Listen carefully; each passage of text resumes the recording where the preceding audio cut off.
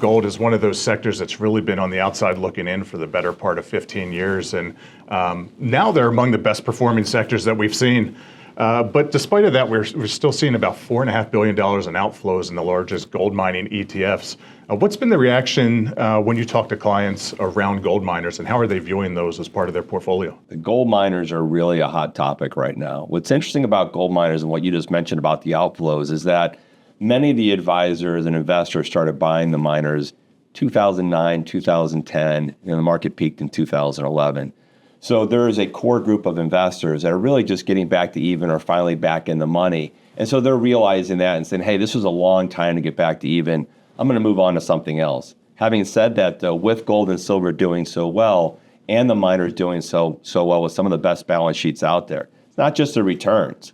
They have better dividend yields than the S&P 500. The return on invested capital is more attractive. They're less leveraged than many of the companies out there today. And so there's a new wave of investors starting to pay attention to this. So I think we're getting kind of out with the old, and I mean old, and the old capital's coming out, they've broken even, but new capital is starting to show up and starting to participate in this space. So like gold and silver, again, feel like it's kind of the early days as far as advisors looking at mining stocks as a unique way to add risk on to their portfolio. And I think it's worth also mentioning that so often people think, well, if I'm going to invest in gold or I'm going to invest in silver, why not just do the miners because I can get torqued to the trade? And I always like to say the physical market and the equity market are very different investments. The physical market is still more of a risk-off diversification investment, and the miners are more of a risk-on opportunistic investment.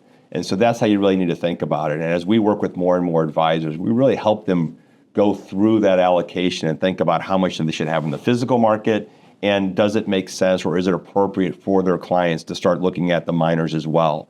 The answer is starting to be more and more, yes, it is, and advisors are starting to look at miners today.